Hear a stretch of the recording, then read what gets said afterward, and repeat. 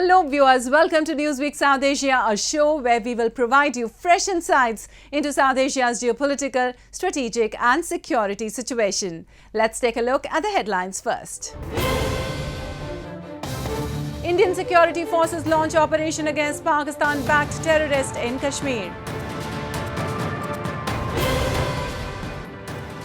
America marks 22nd anniversary of 9/11 terror attacks. And Pakistan suffers due to homegrown violent extremism and terrorism.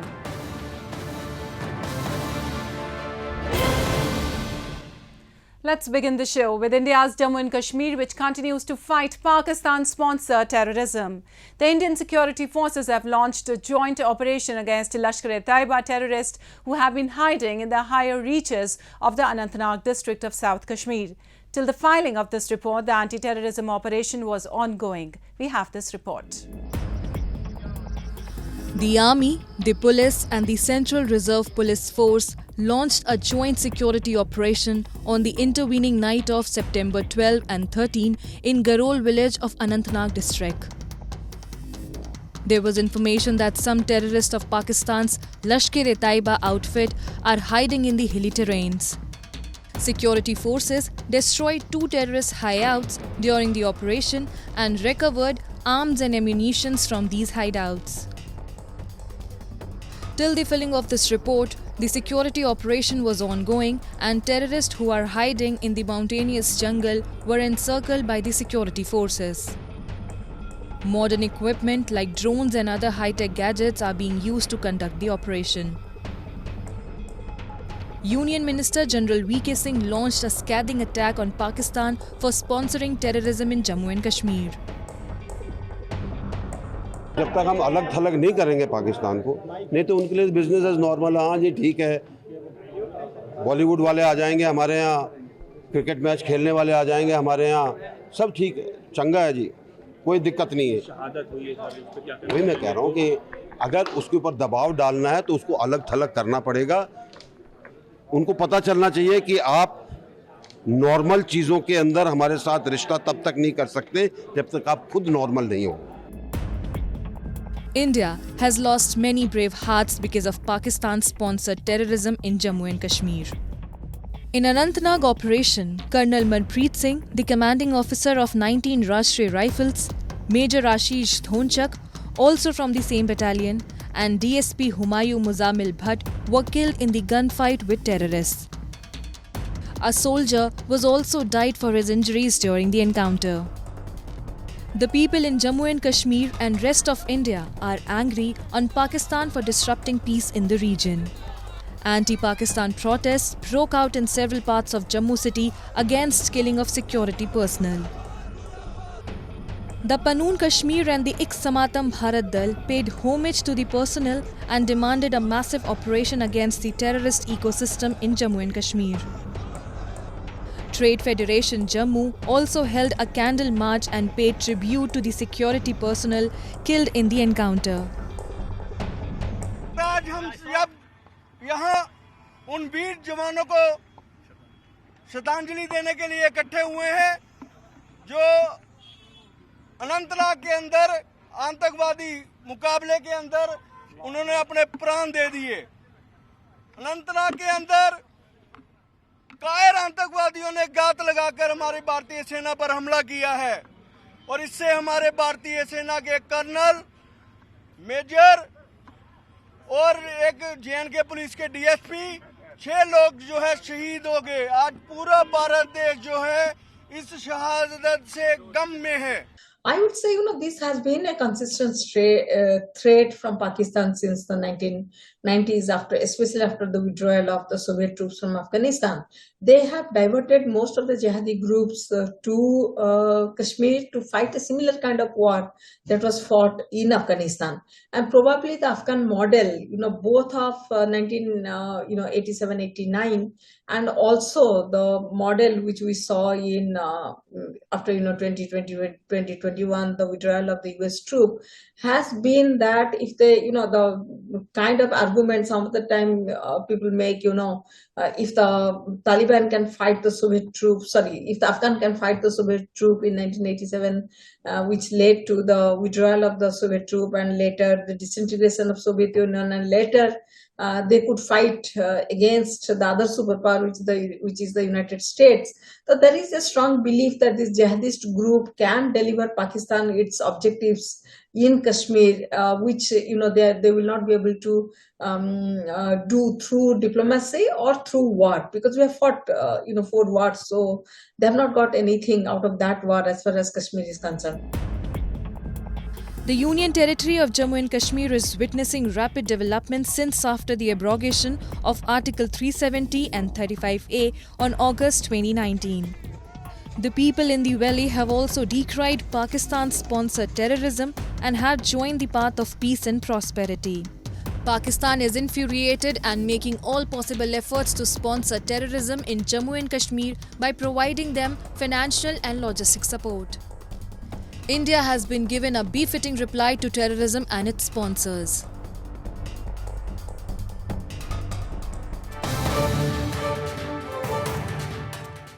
And now let's shift our focus to Pakistan, a country suffering with homegrown terrorism. The Tehreek-e-Taliban Pakistan is continuing to target security forces in Khyber Pakhtunkhwa to show its dominance in the tribal region. Recently, they carried out a bomb blast on a vehicle of the security forces in Peshawar city. Such attacks clearly indicate the growing opposition against Pakistani security forces among the Pashtun community. We have this report. Chaos, panic and bloodshed. A massive explosion rocked Pakistan's Peshawar on September 11. The incident resulted in the death of 1 paramilitary personnel and left 8 individuals injured, including 2 civilians. The explosion occurred near a hospital complex in Peshawar, the capital of Khyber Pakhtunkhwa province. The intended target was a vehicle belonging to the Frontier Corps, a paramilitary force responsible for provincial security. The blast inflicted severe damage on the FC vehicle and nearby shops. The wounded were swiftly transported to a nearby hospital for treatment. The Tehreek-e-Taliban Pakistan claimed responsibility for the attack, citing retaliation for FC actions against its members. The group also issued threats of future attacks. The Pakistani state is now perceived to be weak. It is perceived to be illegitimate. If you've noticed what has happened over the last 2 to 3 years, a popular government, popular also in a manner of speaking, which was manipulated into power by the Pakistani military, was finally overthrown by the Pakistani military, and people who came in, who had some legitimate political base, they were also forced out of office.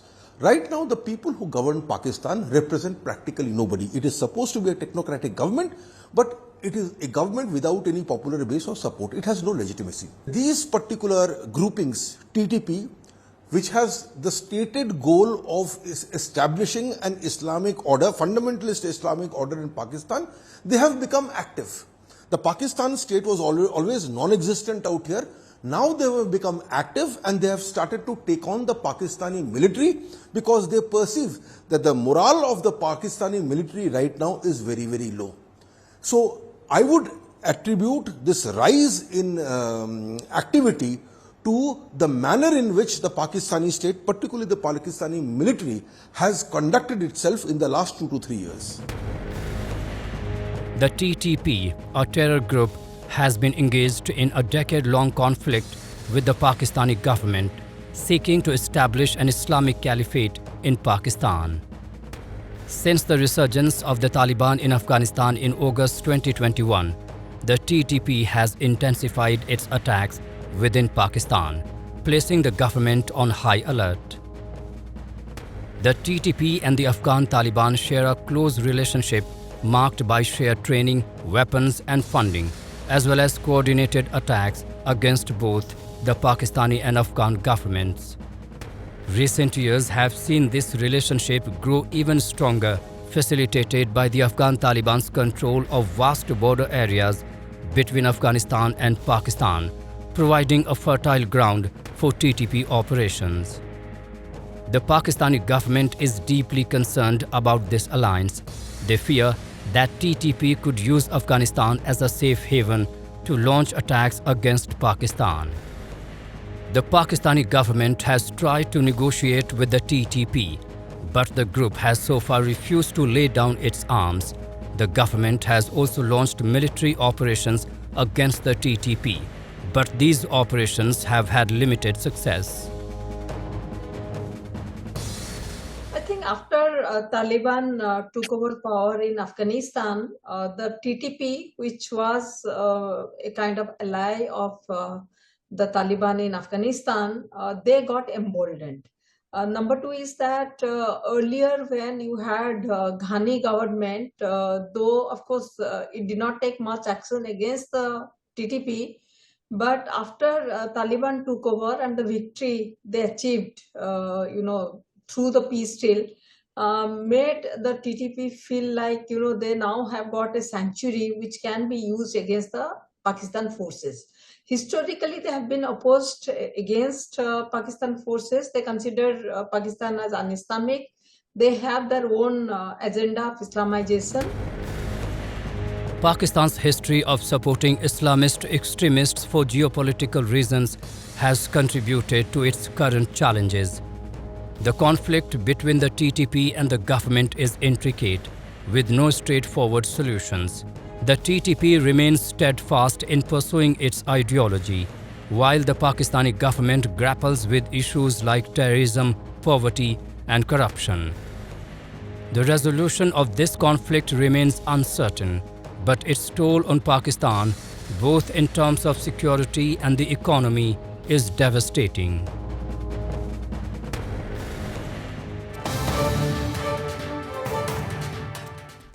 And the United States of America commemorated the 22nd anniversary of the 9/11 terror attacks in which 3,000 lives were lost. Across the nation, ceremonies and gatherings were held as people came together at memorials and events to honor the victims and support their families. These coordinated attacks were a pivotal moment in American history. They led to military engagements in Afghanistan and Iraq and left a lasting impact on American society. We have the special report. On the 22nd anniversary of the deadliest terror attacks on US soil, Americans came together in a display of unity and remembrance. At ceremonies held nationwide, relatives and survivors gathered to pay tribute to the nearly 3,000 innocent lives lost in the tragic attack by Al-Qaeda terror outfit.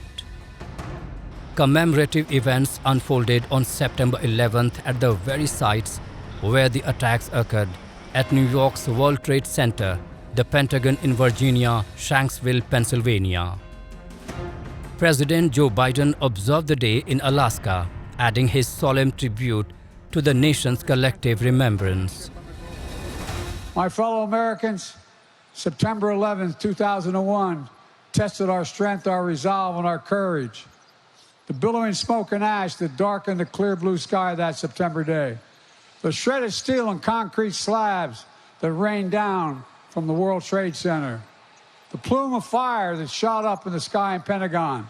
I remember seeing as I got off the Amtrak train on my way to work in the United States Senate. The pit and through the earth in Shanksville, a testament to the unbreakable courage and resolve of the American people. But we'll never forget that when faced with evil and an enemy who sought to tear us apart, we endured. We endured. In a flashback on September 11, 2001, a tragic and devastating event unfolded in the United States. It was a bright and clear morning when 19 terrorists hijacked 4 commercial airplanes. The first plane, American Airlines Flight 11, crashed into the North Tower of the World Trade Center in New York City at 8:46 in the morning.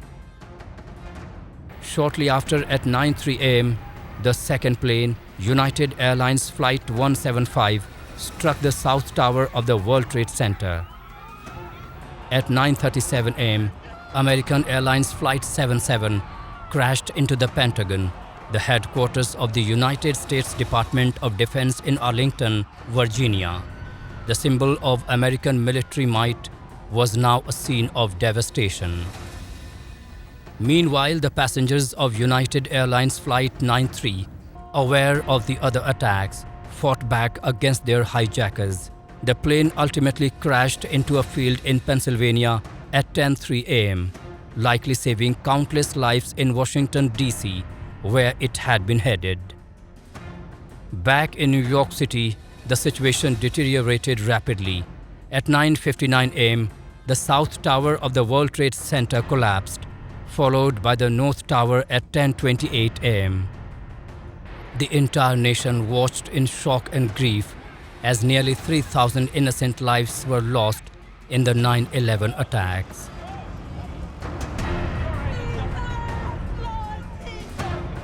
Today we've had a national tragedy. Two airplanes have crashed into the World Trade Center in an apparent terrorist attack on our country. I have spoken to the Vice President, to the Governor of New York, to the Director of the FBI, and have ordered that the full resources of the federal government go to help the victims and their families and to conduct a full-scale investigation to hunt down and to find those folks who committed this act. Terrorism against our nation will not stand. And now, if you join me in a moment of silence.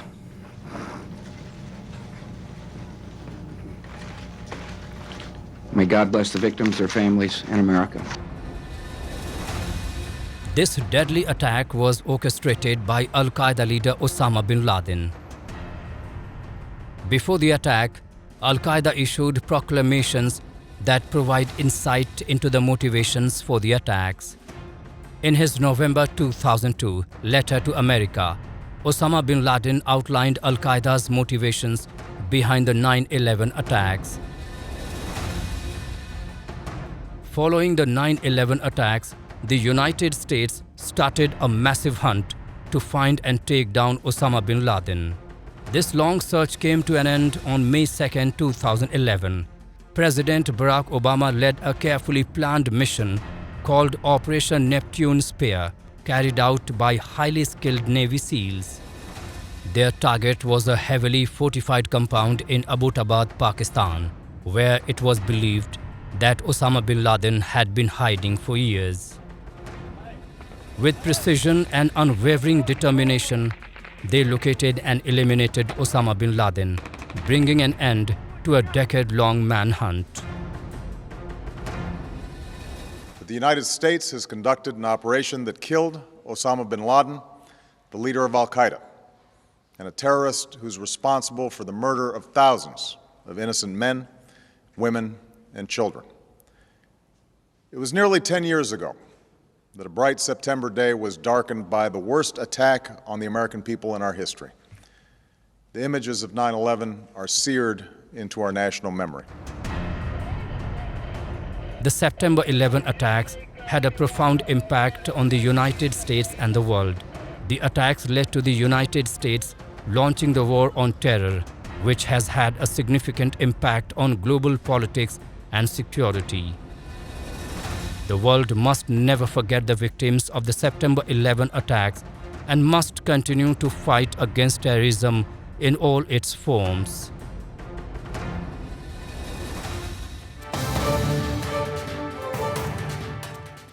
And moving on, the relations between Pakistan and Taliban-ruled Afghanistan are getting worse as the key border crossing remains closed between the two neighbours. The trade and people's movement remained halted at the Torkham border crossing for the past several days due to an exchange of fire between the Afghan and Pakistani security forces. We have this report.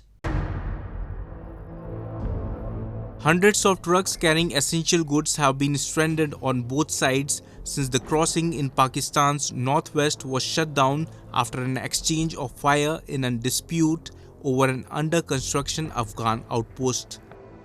The Torkham border point is the main point of transit for travelers and goods between Pakistan and landlocked Afghanistan. Pakistan said the Taliban administration had tried to encroach on its territory with the construction of an unlawful structure and accused Afghan forces of indiscriminate firing in an incident that led to the closure of the main border transit point. With the disruption of the transit of trucks, the loading of goods in the southern port of Karachi has been disrupted. The two countries have been trading blame over border issues and armed attacks for months. उधर से पैरंग या इधर से पैरंग या gross शुरू हो गया और बस हम लोग इधर गाड़ी के नीचे कर कभी उस तरफ लोग भागते हैं बस पता नहीं चलता जंग हो गया बस अभी तकरीबन 1 घंटा या 1.5 घंटा हो गया फिर बस किया झगड़ा ख़त्म हो गया लेकिन मुसीबत यह है कि हम लोग पैसा मैसा हमारे पास नहीं है. Pakistan is in the grip of an economic downturn, while Afghanistan is still struggling to revive its economy due to its international isolation more than 2 years after the Taliban took over Kabul. Disputes linked to the 1,615-mile border have been a bone of contention between the neighbors for decades. दुकान हमदा د چولو दुकान ده او کورخه چولې خرڅو او کورونه افغانستان کې د کارم کوو پرون پیول بجې باندې دازه شولې دازه کې مو سر سډک بډک کې خو دکان کې او دکانونه مرا بند کړو بس نو لاړ وو تختیدو. Pakistan was one of the 3 nations to grant formal recognition to the previous Taliban government of 1996 to 2001. But like all other countries, Pakistan has withheld recognition of the current Taliban administration. Diplomatic ties have also frayed over frequent flare-ups along their border, including sporadic gunfights and crossing closures. Islamabad also complains Kabul is failing to secure its frontier, a colonial-era demarcation that every Afghan government has disputed, allowing armed group fighters to cross and strike on Pakistan's soil. According to the Pakistan Institute for Conflict and Security Studies, there was an increase in attacks of almost 80% in the first half of 2023 compared to last year.